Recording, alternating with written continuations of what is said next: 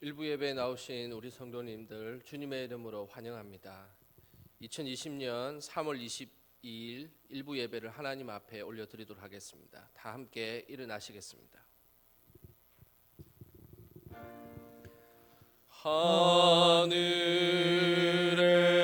하늘에 계신 아버지 이름 거룩하사 주님 나라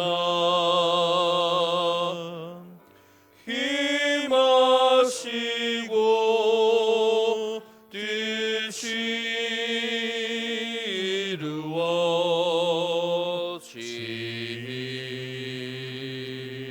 이루어지이다. 일용할 양식 주시고 우리들의 큰 죄 다 용서하옵시고 또 시험에 들게 마시고 악에서 구원하소서. 때게 주의 나라 주의 권세 주의 영광 영원히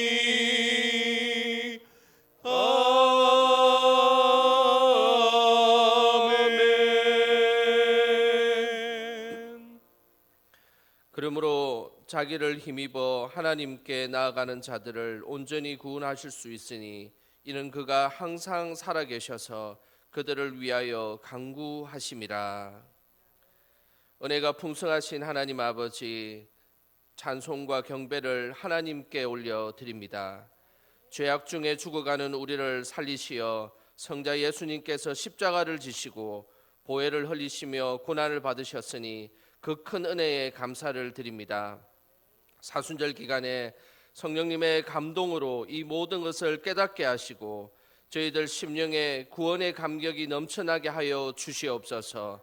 성삼위 하나님께 찬송과 영광을 올리며 예수님의 이름으로 기원하옵나이다. 아멘.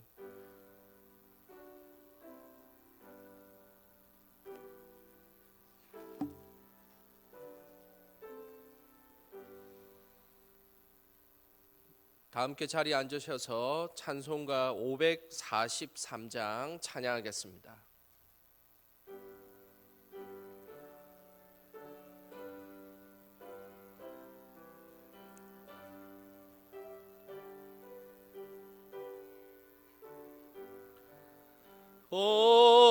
어려운 일 당할 때 나의 믿음 적으나 의지하는 내 주를 더욱 의지합니다. 세월 지나갈수록 의지할 것뿐일세. 무슨 일을 당해도 예수 의지합니다. 성령께서 내 마음 밝게 비춰주시니 인도하심 따라서 주만 의지합니다. 세월 지나갈수록 의지할 것뿐일세. 무슨 일을 당해도 예수 의지합니다.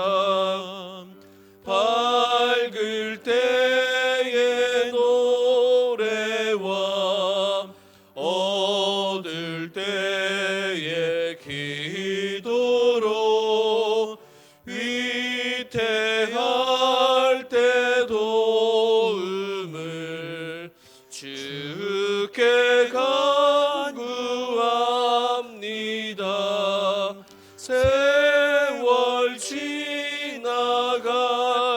지나갈수록 의지할 것뿐일세. 무슨 일을 당해도 예수 의지합니다. 생명 있을 동안에 예수 의지합니다. 천국 올라가도록 의지할 것뿐일세. 세월 지나갈수록 의지할 것뿐일세. 무슨 일을 당해도 예수 의지합니다. 아멘. 이 시간 성시교독 127번 사순절 4번 교독하도록 하겠습니다.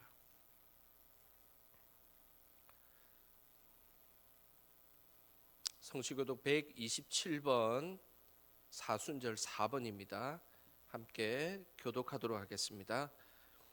여호와를 자기 하나님으로 삼은 나라 곧 하나님의 기업으로 선택된 백성은 복이 있도다.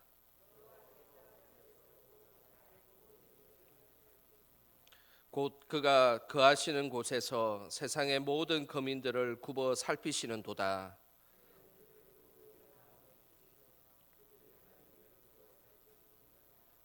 많은 군대로 구원 얻은 왕이 없으며 용사가 힘이 세어도 스스로 구원하지 못하는도다.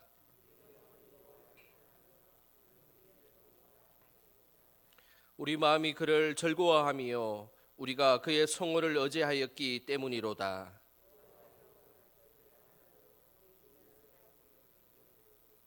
아멘. 이 시간 우리 지난 한 주를 돌아보며 회개 기도하는 시간 갖도록 하겠습니다. 하나님 아버지, 한 주 동안 저희들을 지켜주시고 하나님 붙들어 주셔서 감사드립니다. 우리 속에 기도보다 걱정과 근심이 앞섰음을 주께 고백합니다. 우리가 좀 더 기도하지 못했고 우리가 좀 더 하나님 앞에 겸손하게 나아가지 못했음을 고백하오니 성령께서 찾아와 주셔서 저희들의 마음을 새롭게 하여 주시고 아버지 하나님께 온전히 나아갈 수 있도록 도와주시옵소서. 세상에 분주하고 세상의 이 혼란스러운 가운데서도 하나님 아버지 우리의 믿음이 흔들리지 않도록 성령께서 붙들어 주시고 그렇게 하나님을 영화롭게 할 수 있는 믿음의 마음 될 수 있도록 도와주시옵소서. 하나님, 어떤 모양이든 하나님 앞에 드려지는 이 예배가 하나님 앞에 온전히 드려지는 믿음의 예배가 될 수 있도록 하나님 도와주시고 그렇게 하나님 앞에 우리가 손을 씻으며 하나님 앞에 경건함으로 나가듯이 우리의 영혼을 씻어 주시옵소서. 주님의 보혈을 의지합니다. 주님의 십자가를 의지합니다. 예수님을 의지합니다. 하나님, 그렇게 정결한 모습으로 하나님 앞에 예배 안에 나갈 수 있도록 도와주시고 그런 모습을 통해 우리 하나님 영광 돌릴 수 있는 귀한 시간들이 되길 원합니다. 성령 하나님 붙잡아 주시옵소서. 그렇게 아버지 하나님 영화롭게 할 수 있는 귀한 시간 될 수 있도록 성령께서 인도하여 주시옵소서. 우리의 신앙을 사도신경으로 고백하겠습니다. 나는 전능하신 아버지 하나님 천지의 창조주를 믿습니다. 나는 그의 유일하신 아들 우리 주 예수 그리스도를 믿습니다. 그는 성령으로 잉태되어 동정녀 마리아에게서 나시고 본디오 빌라도에게 고난을 받아 십자가에 못 박혀 죽으시고 장사된 지 사흘 만에 죽은 자 가운데서 다시 살아나셨으며 하늘에 오르시어 전능하신 아버지 하나님 우편에 앉아 계시다가 거기로부터 살아있는 자와 죽은 자를 심판하러 오십니다. 나는 성령을 믿으며 거룩한 공교회와 성도의 교제와 죄를 용서받는 것과 몸의 부활과 영생을 믿습니다. 아멘.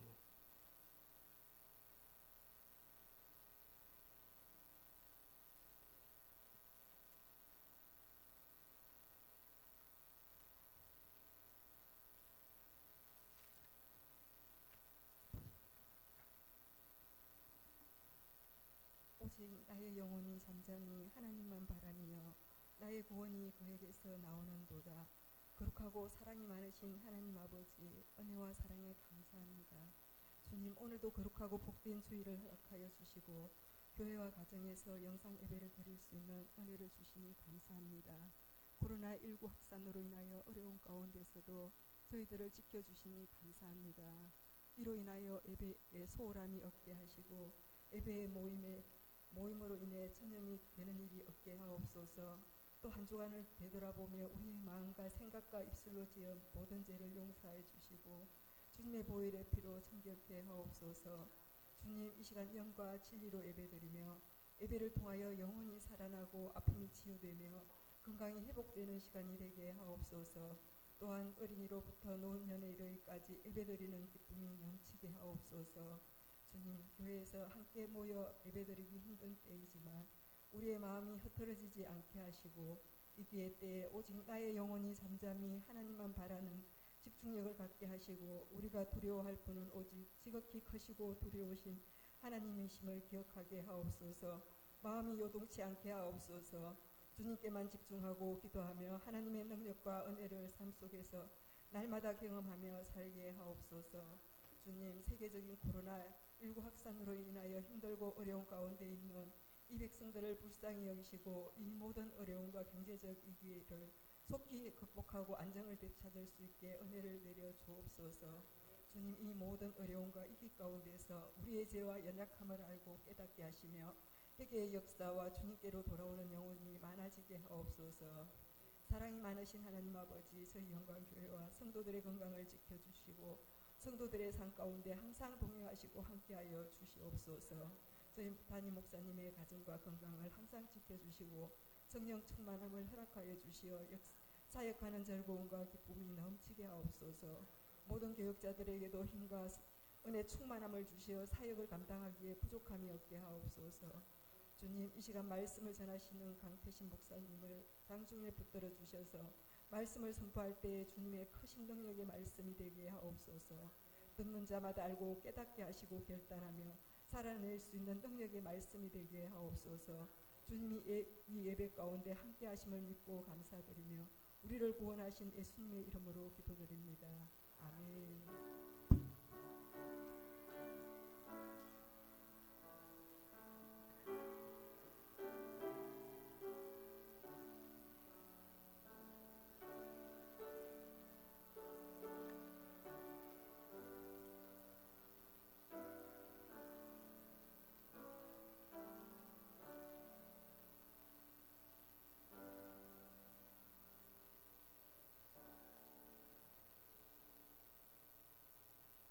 오늘 우리에게 주시는 하나님의 말씀은 누가복음 22장 24절에서 34절까지 말씀입니다.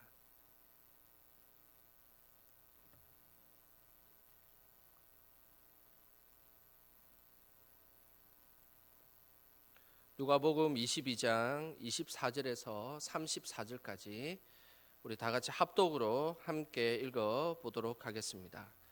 또 그들 사이에 그중 누가 크냐 하는 다툼이 난지라 예수께서 이르시되 이방인의 임금들은 그들을 주관하며 그 집권자들은 언인이라 칭함을 받으나 너희는 그렇지 않을지니 너희 중에 큰 자는 젊은 자와 같고 다스리는 자는 섬기는 자와 같을지니라. 앉아서 먹는 자가 크냐 섬기는 자가 크냐 앉아서 먹는 자가 아니냐. 그러나 나는 섬기는 자로 너희 중에 있노라. 너희는 나의 모든 시험 중에 항상 나와 함께한 자인즉 내 아버지께서 나라를 내게 맡기신 것 같이 나도 너희에게 맡겨 너희로 내 나라에 있어 내 상에서 먹고 마시며 또는 보좌에 앉아 이스라엘 12지파를 다스리게 하려 하노라. 시몬아 시몬아 보라 사탄이 너희를 밀 가부르듯 하려고 요구하였으나 그러나 내가 너를 위하여 내 믿음이 떨어지지 않기를 기도하였노니 너는 돌이킨 후에 내 형제를 굳게 하라. 그가 말하되 주여 내가 주와 함께 오게도 죽는 데에도 가기를 각오하였나이다.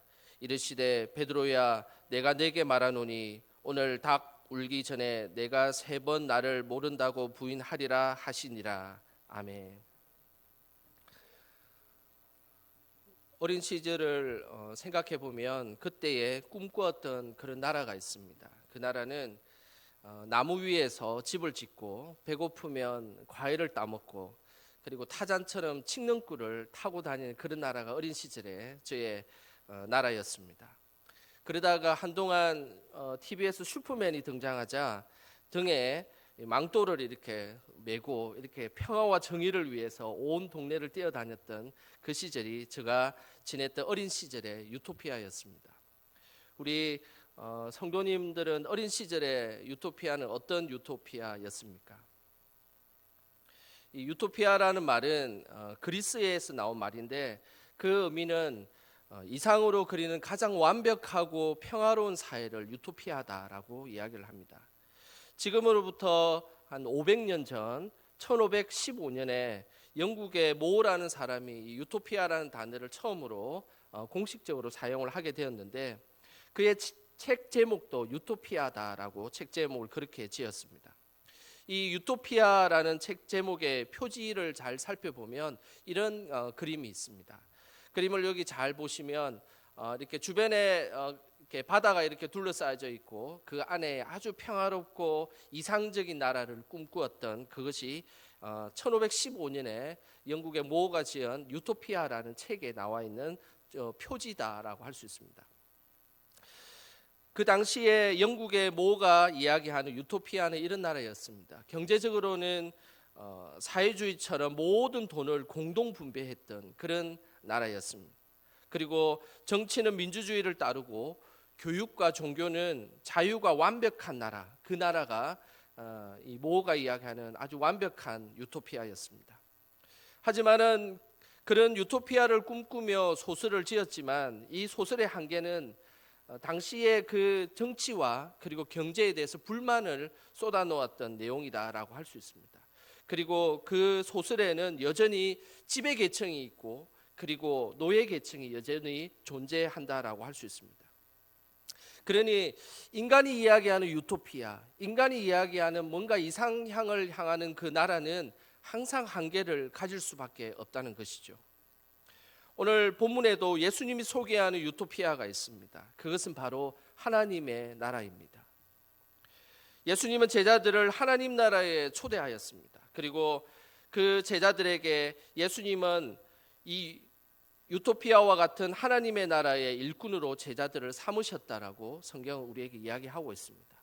도대체 예수님은 제자들을 어떻게 하나님 나라를 초대하였을까? 그것이 30절에 잘 나오고 있습니다. 우리 30절 다 같이 한번 읽어보도록 하겠습니다. 읽겠습니다. 너희로 내 나라에 있어 내 상에서 먹고 마시며 또는 보좌에 앉아 이스라엘 12지파를 다스리게 하려 하노라. 예수님은 제자들이 하나님 나라에서 먹고 마시며 그리고 12지파를 다스리기를 원하셨습니다. 이것이 하나님께서 그리고 예수님께서 제자들을 보여줬던 유토피아이자 하나님 나라의 모습이었습니다. 그런데 문제가 생겼습니다.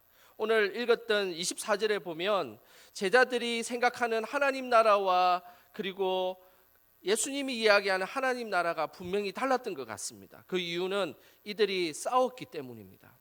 도대체 하나님의 나라의 일꾼으로 너희를 삼을 것이다 하고 했는데 왜 제자들이 이렇게 서로 간에 다투고 이런 문제와 분쟁이 생겼을까요? 그것은 24절에 그 내용이 나와 있습니다. 24절은 제가 읽어드리도록 하겠습니다. 또 그들 사이에 그중 누가 크냐 하는 다툼이 난지라.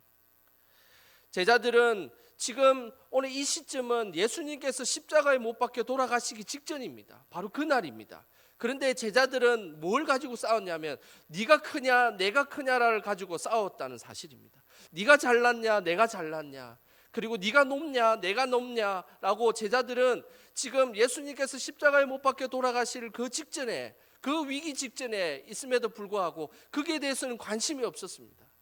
하나님 나라에 너희들이 먹고 마실 것이다. 그리고 하나님 나라를 다스릴 것이다 라고 제자들에게 이야기한 그 이야기 내용 속에 제자들은 생각하기에 네가 크냐 내가 크냐라고 싸우면서 계속해서 하나님 나라를 제대로 이해하지 못했다는 사실입니다.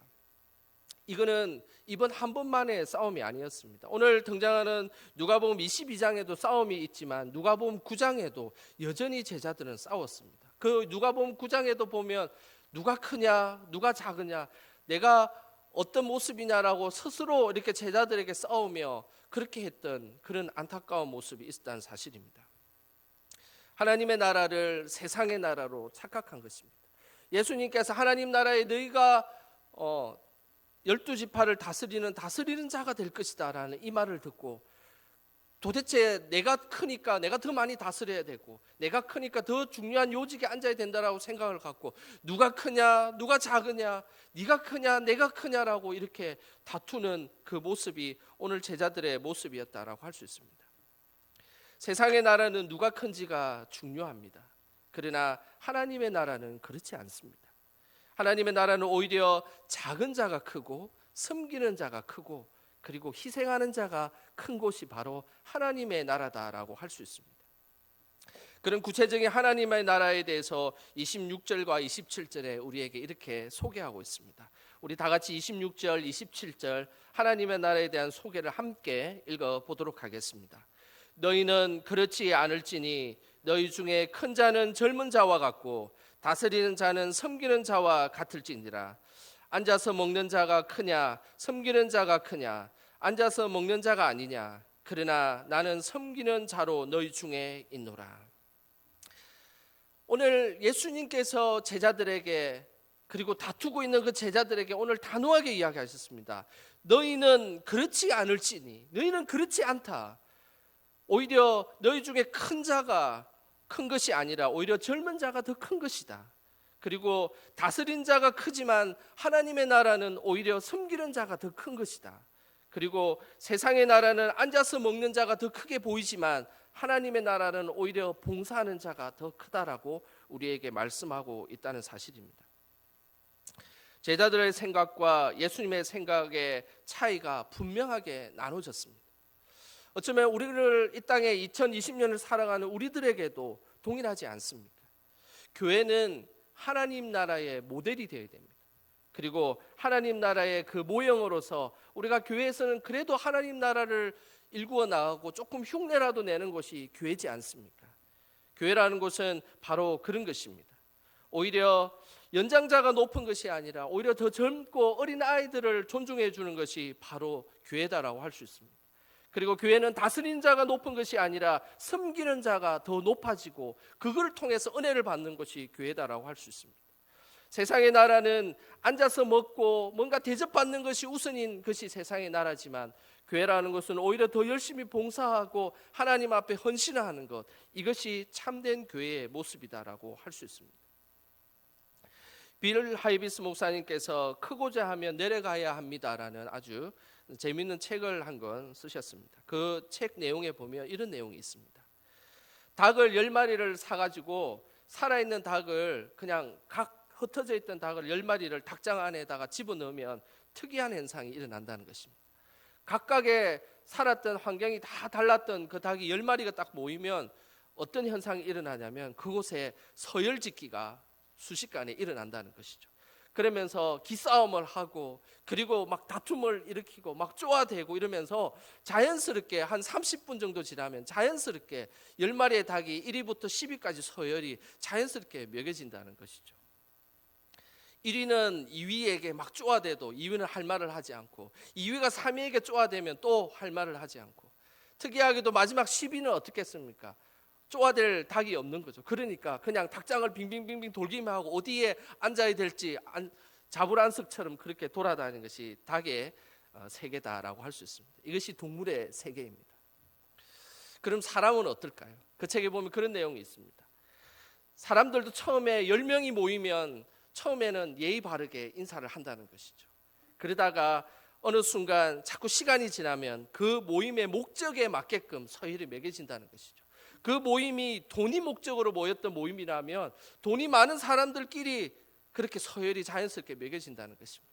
그리고 그 모임이 권력이 중심이 모임이라면 권력에 맞춰서 서열이 자연스럽게 매겨진다는 것이죠. 제자들도 마찬가지였습니다. 12명이 모였으니까 이들에게도 뭔가 서열 싸움이 필요하지 않았겠습니까? 그러니 이들이 모여서 지금 예수님이 십자가에 못 박혀 돌아가시는 그 순간임에도 불구하고 네가 크냐 내가 크냐, 네가 맞냐 내가 맞냐, 너의 타이틀이 맞냐 내 타이틀이 맞냐, 이렇게 싸우고 있는 것이 제자들의 모습이었습니다. 그러나 그때에 26절에 예수님은 그렇게 이야기하십니다. 너희는 그렇지 않을지니, 너희는 그렇지 않을지니, 너희는 하나님 나라의 일꾼이지 않니? 너는 하나님의 백성이지 않니? 하나님 나라를 살아가야 될 일꾼이지 않니? 그런데 너희들이 왜 이걸 가지고 싸우냐라고 이야기하고 있다는 것입니다. 하나님의 나라는 지배하고 높아지는 곳이 아니라 낮아지고 섬기는 곳입니다. 하지만 세상의 나라는 달랐습니다. 세상의 나라는 오늘 본문에 보면 자발적인 순종을 요구하지만 교묘하게 강압적인 순종을 요구하는 시대를 그들은 살아가고 있었습니다. 순종과 섬김이라는 것은 강압적으로 이루어지는 것이 아니지 않습니까? 오히려 그것은 순수한 동기로 자발적으로 일어나는 것이 바로 섬김과 순종이지 않습니까? 하지만 오늘 본문에는 순종과 섬김조차도 강압적으로 얻으려고 했던 그 시대의 흔적이 나타나 보이고 있습니다. 25절에 그 흔적이 나타나고 있습니다. 우리 같이 한번 25절을 같이 한번 읽어 보도록 하겠습니다. 예수께서 이르시되 이방인의 임금들은 그들을 주관하며 그 집권자들은 언인이라 칭함을 받으나. 당시 집권자들은 백성들이 자신을 언인으로 불러주기를 원했습니다. 이 이야기의 배경은 당시에 그 유대를 지배하고 있던 프톨레미 왕조와 관련이 있습니다.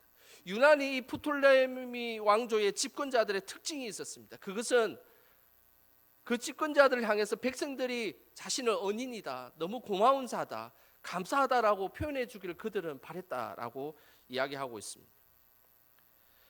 백성들의 태도가 마음에 들지 않았던 것입니다. 자신이 그렇게 백성들을 잘 다스리고 이렇게 지배하고 있는데 그들은 나를 감사하고 언인이라 생각해야 된다라고 그들은 그런 생각을 갖고 있었습니다. 그러나 백성들의 이런 태도가 마음에 들지 않았습니다. 권력자들이 백성으로부터 세금을 받아서 자신의 재산을 축적했는데 그 축적한 재산을 가지고 빵을 나눠주고 떡을 나눠주는데 백성들을 향해서 나라에게 감사하게 생각해라, 나를 언인으로 생각해라라고 이야기했던 시대가 바로 오늘 이 본문의 배경의 시대였다라고 할 수 있습니다. 섬김이라는 것은 광요에 의해서 그리고 강압적으로 행해지는 것이 아닙니다. 진정한 섬김은 순수하고 자발적으로 이루어질 때 진정한 섬김이 이루어질 수 있다는 것입니다. 하나님의 나라는 바로 그런 것입니다. 강요에 의해서 섬김을 받는 것도 아니고 섬기라고 강요하는 것도 아니고 자발적으로 하나님의 영광을 위해서 하나님을 위해서 섬기고 나아가는 모습, 이것이 바로 진정한 하나님 나라의 모습이다라고 할 수 있습니다. 오늘 본문에는 섬김이 하나님의 나라의 특징이라면 또 다른 하나님의 나라의 특징을 우리에게 소개하고 있습니다. 그것이 32절에 그 내용이 나와 있습니다. 31절과 32절 두 절을 같이 한 번 더 읽어 보도록 하겠습니다. 31절과 32절입니다. 시몬아 시몬아 보라 사탄이 너희를 밀 까부르듯 하려고 요구하였으나 그러나 내가 너를 위하여 내 믿음이 떨어지지 않기를 기도하였노니 너는 돌이킨 후에 내 형제를 굳게 하라. 오늘 여기에는 하나님 나라의 놀라운 진리가 숨겨져 있습니다. 그것은 하나님의 나라는 자만심을 갖는 것이 아니라 하나님을 더 의지하는 것이 중요하다는 것을 우리에게 알려주고 있습니다. 예수님은 베드로가 사탄의 유혹에 받지 않게 조심하라고 이야기하셨습니다. 그런데 베드로는 자만심에 가득했습니다. 예수님, 당신이 가는 곳에 옥에도 가도 내가 따라가겠습니다. 당신이 죽으러 간다면 내가 그 죽음의 순간까지, 죽는 데까지 내가 따라가겠습니다라고 자신 있게 자만심을 갖고 그렇게 예수님에게 이야기를 했습니다. 그런데 오늘 예수님은 그 자신만만한 베드로에게 이렇게 이야기합니다. 닭이 울기 전에 너가 나를 3번 부인하리라라고 이야기를 했습니다. 이 장면을 잘 살펴보면 초대교회의 지도자였던 베드로에게 뼈아픈 그런 장면이었을 것입니다. 그리고 아마 성경이 사람들에 의해서 인위적으로 만들어졌다면 아마 초대교회의 지도자였던 베드로가 이 부분을 좀 뺐으면 좋겠다고 분명히 이야기했을 그런 것이었을 것입니다. 그러나 성경은 베드로의 연약함과 베드로의 부인한 것을 그대로 기록하고 있다는 것이죠. 이스라엘에 가면 유명한 교회가 하나 있습니다. 그 교회는 바로 베드로 통곡 기념교회입니다. 여기 그림에 나와 있는 이 교회가 베드로가 통곡하고 하나님 앞에 예수님 앞에 그렇게 기도했던 것을 기념하는 교회, 베드로 통곡 기념교회입니다.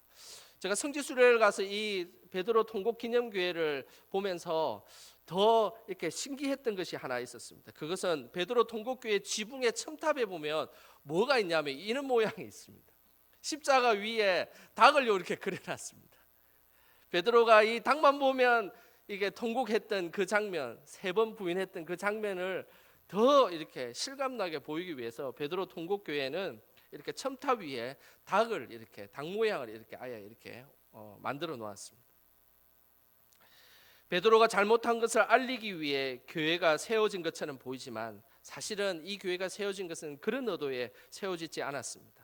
사실은 이 기념교회는 우리도 베드로처럼 똑같이 실수할 수 있는 연약한 인간이다라는 것을 보여주는 그런 교회이다라고 할 수 있습니다. 또한 또 한 가지는 연약한 베드로를 위해 예수님이 기도하셨다라는 것을 우리는 기억해야 된다는 것입니다. 32절에 보면 이렇게 기록하고 있습니다. 우리 32절 다 같이 한번 읽어보겠습니다. 그러나 내가 너를 위하여 내 믿음이 떨어지지 않기를 기도하였노니. 오늘 이 베드로에게 3번 부인한 이 베드로를 위해서 예수님은 그 베드로를 위해서 기도하였다라고 기록되어 있습니다. 예수님은 베드로가 비록 3번 부인하고 도망가게 될 것을 알고 있었습니다. 예수님은 모른다고 이야기하고 심지어 예수님에게 욕을 하면서까지 내가 저 사람을 모른다고 이야기할 베드로를 예수님은 미리 알고 있었습니다. 그러면서 예수님은 그 연약한 베드로를 향해서 기도하였다라고 오늘 성경은 기록하고 있습니다. 3번 부인하는지 안 하는지 내가 두고 볼 것이다 라고 정죄의 칼로 베드로를 보지 않았습니다.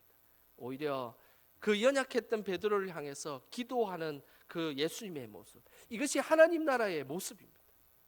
정죄의 칼을 가지고 네가 그렇게 하느냐, 네가 잘못하느냐 내가 두고 볼 것이다. 어떻게 하면 네가 그렇게 그 행동을 할 수 있을까?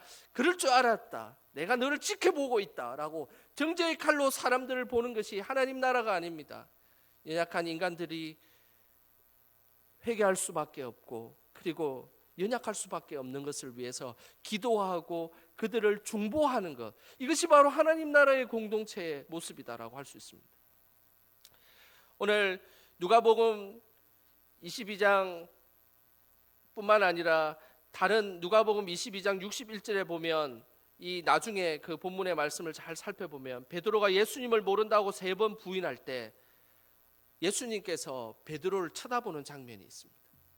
예수님은 베드로가 3번 부인할 그 순간에도 예수님을 쳐다보았습니다. 그 쳐다보는 그 눈빛은 정죄의 눈빛이 아니었습니다. 네가 그것을 그 3번 부인할 건지 안 할 건지를 쳐다보는 정죄의 눈빛이 아니라 오히려 연약한 인간의 배신에 대한 긍휼히 여기는 예수님의 눈빛이었습니다. 그리고 닭이 3번 울자 자신의 잘못을 깨달았던 베드로, 예수님을 다시 보고 싶겠습니까? 그러면서 이제 예수님이 나중에 부활하셨다는 소식을 듣고도 뭐 분주하게 왔다 갔다 하긴 했지만 그러나 모든 것을 포기하고 도망가서 의기소침해서 물고기를 잡으러 갔던 그 베드로에게 예수님은 다시 나타나셨습니다. 그것이 요한복음 21장에 그 내용이 있습니다. 요한복음 21장에 예수님은 베드로를 보자마자 너 그때 왜 그랬어? 라고 정죄하는 눈빛으로 정죄하는 말을 하지 않으셨습니다. 그리고 과거에 있었던 베드로를 과거형으로 묻지 않았습니다. 오히려 현재형으로 너가 나를 사랑하느냐라고 물으셨습니다. 너가 나를 사랑하느냐? 너가 나를 사랑하느냐? 너가 나를 사랑하느냐?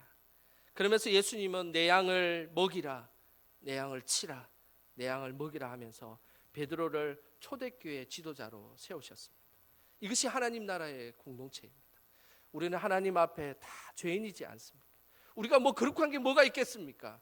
우리가 하나님 앞에 드러내었을 때, 우리의 모든 것을 드러내었을 때 내가 깨끗하다라고 자신만만할 사람이 누가 있겠습니까? 우리는 다 연약한 존재이고 십자가 앞에 감추어져야 될 존재이지 않습니까? 그럼에도 불구하고 우리를 하나님 나라의 백성으로 삼아주신 것에 대한 은혜를 경험하며, 그리고 내가 그랬으니 당신도 그럴 수밖에 없다라고 그들을 위해서 기도하고 중보하는 것, 이것이 하나님 나라의 모습이다라고 우리에게 말씀하고 있다는 것입니다. 하나님 나라의 주인은 하나님이기 때문에 하나님 나라 백성은 하나님만 의지하며 기도하는 자가 되어야 될 것입니다. 기도하는 사람이 바로 진정한 하나님 나라의 백성입니다. 하나님 나라의 일꾼들은 실수할 수 있습니다. 그리고 연약해서 도망갈 수도 있습니다. 우리는 모두 이렇게 연약한 존재이고 연약한 인간이고 죄인들입니다. 하지만은 우리는 하나님께 기도함으로 하나님을 의지해야 될 것입니다. 정죄의 날성금으로 어떤 것도 우리는 해결할 수 없습니다. 그러나 오히려 기도함으로 하나님 나라를 이루어가는 것, 이것이 이 땅에 하나님께서 원하시는 하나님의 뜻이다라고 할 수 있습니다.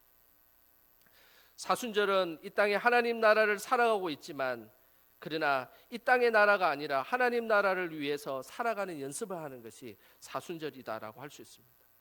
삶으로, 섬김으로 하나님의 나라가 세상의 나라와 다름을 우리는 보여주어야 합니다. 그리고 정죄의 칼을 내세우기보다는 기도하며 하나님을 의지해야 할 것입니다. 그렇게 할 때 우리는 이 땅에 하나님 나라를 이루는 진정한 믿음의 백성이 될 것이다라는 것을 우리는 명심해야 된다는 것입니다. 오늘 하나님의 말씀을 의지하며 하나님 나라를 이루어가기로 결단하는 저와 여러분 되시길 주님의 이름으로 축복합니다. 기도하겠습니다. 하나님 아버지, 하나님 나라의 백성의 신분으로 살아가고 있지만 이 땅을 밟고 살아가는 있는 저희들은 참으로 불쌍하고 연약한 존재들입니다. 하나님 긍휼히 여겨 주시옵소서. 섬김보다는 대접받기를 좋아하고 낮아지기보다는 높아지기를 원하고 있습니다. 저희들을 용서하여 주시고 이번 사순절에는 더 섬기고 낮아지는 저희들이 되게 하여 주시옵소서. 자만심에 빠져 교만해지기보다 더 하나님을 의지하고 기도하는 저희들이 되게 하여 주시옵소서. 십자가의 은혜로 하나님의 자녀 삼아주신 예수님의 이름으로 기도드립니다. 아멘. 우리 말씀 생각하면서 찬송가 290장 찬양하겠습니다.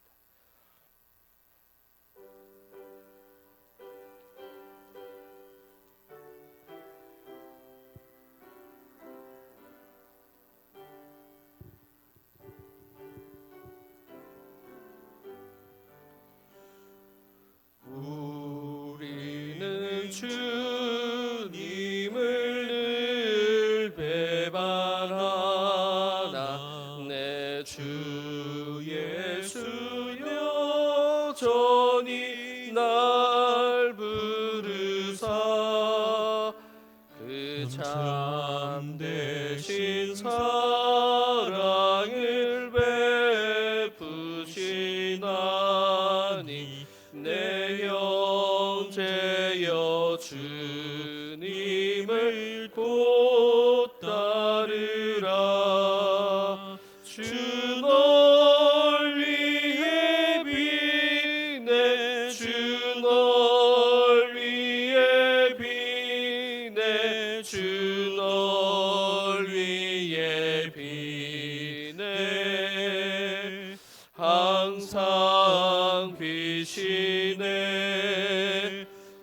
주께서 풍성한 은혜를 내려 내 영혼이 나날이 복받으니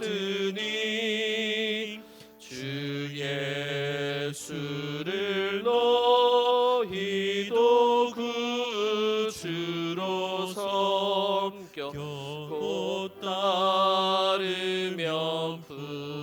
풍성한 복 받겠네. 주 널 위해 비네 주 널 위해 비네 주 널 위해 비네 항상 비시네 무거운 짐 지고 사는 인생 주 예수께 돌아와 고시어라. 내 주 예수 너희를 돌보실 때에 참보락과 네가 넘치겠네. 주 널 위해 비네. 주 널 위해 비네. 주 널 위해 비네. 항상 비시네. 하나님 아버지, 온 마음과 정성을 모아서 예물을 하나님 앞에 올려드립니다. 우리의 예물을 기쁘게 받아 주옵소서. 이 예물에는 많은 눈물과 사연들이 있습니다. 하나님께서 예물을 드린 손길마다 기억하여 주시고 이들의 간구와 소원이 아름답게 이루어지게 하여 주시옵소서.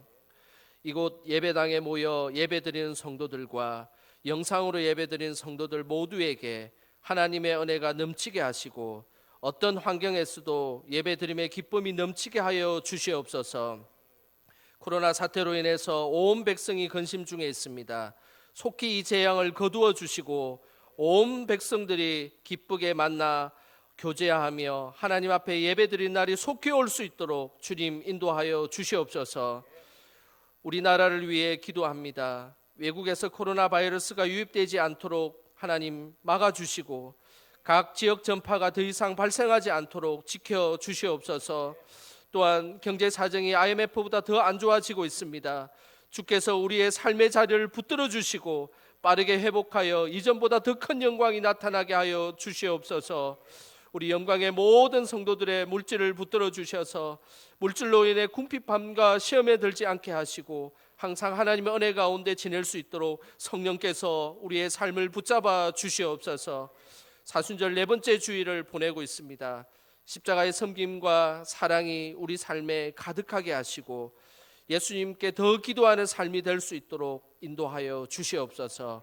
예수님의 이름으로 기도드립니다. 아멘. 성도의 교제 시간입니다. 우리 옆 사람에게 눈인사로 더 섬기며 살아갑시다라는 그런 마음으로 이렇게 가볍게 목례하시고 눈인사하도록 하겠습니다. 오늘은 사순절 네 번째 주일입니다. 나라를 위해서 계속해서 기도해 주시고 기도와 말씀으로 예수님의 고난에 동참합시다.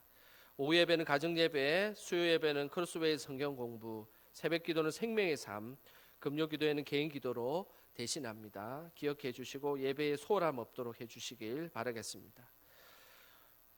주일 예배는 1부, 2부, 3부 영상 예배로 드리고 있습니다. 그래서 영상 예배로 또 드리시는 분들도 그곳에서 예배의 기쁨이 흘러 넘칠 수 있도록 그렇게 해 주시고, 그리고 또 예배에 참여하시는 분들도 하나님 앞에 기쁨으로 예배 드리시면 감사를 드리도록 하겠습니다. 우리 교회는 코로나19 예방 및 대비에 전력을 다하고 있습니다. 그래서 어제 문자로 안내해 드린 것처럼 들어오실 때 열 체크와 그리고 신상을 잘 적어주시고 그리고 꼭 마스크를 착용하시고 예배 드려주시면 감사를 드리겠습니다. 특별히 공포와 두려움에 사로잡히지 마시고 항상 기도하심으로써 영적 무장하셔서 담대함으로 그렇게 살아가 주시면 감사를 드리겠습니다. 2020년 대신방은 가을로 연기하도록 하겠습니다. 기억해 주시면 되겠습니다.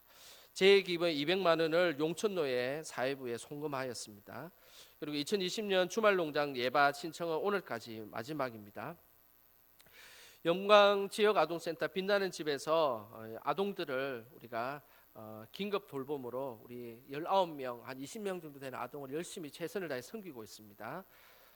기억해 주시고 기도해 주시길 바랍니다. 이번 주에는 사랑의 반찬이 진행됩니다. 그래서 준비해 주시면 감사를 드리도록 하겠습니다.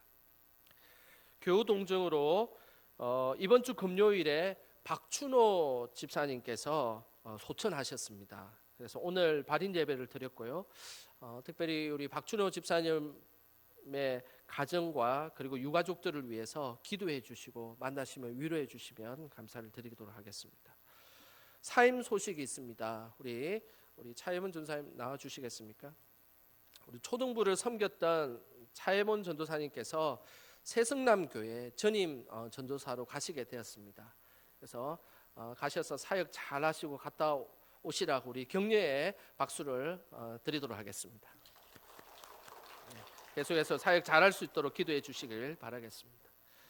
이 시간 다 같이 일어나셔서 주님 다시 오실 때까지 찬송 하나님 앞에 올려드리도록 하겠습니다.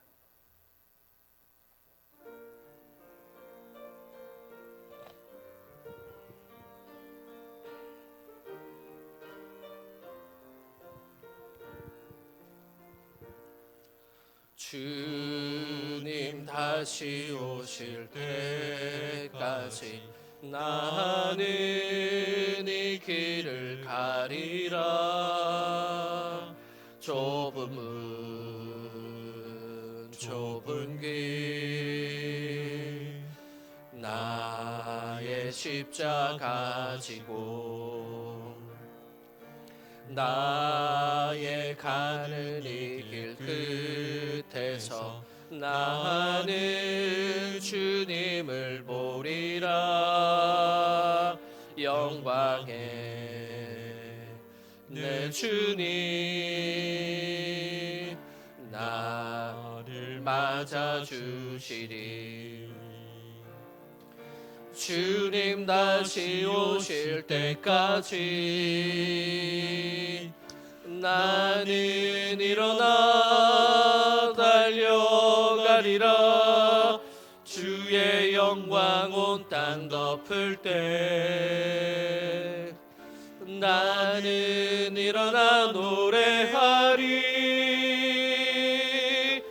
내 사모하는 주님 온 세상 구주시라. 내 사모하는 주님 영광의 왕이시라. 이번 한 주도 만나는 사람과 가족들에게 섬김과 사랑을 베풀며 더 기도하는 한 주가 되십시다. 이제는 우리 주 예수 그리스도의 은혜와 아버지 하나님의 사랑하심과 성령의 감화감동 위로하심이 섬김과 기도를 통해 하나님 나라를 이루어가기로 결단하는 영광의 모든 성도들의 머리 위에와 삶의 터전 위에와 이 나라 이 민족과 세계 열방 가운데 이제로부터 영원히 함께 하시길 간절히 축원하옵나이다. 아멘.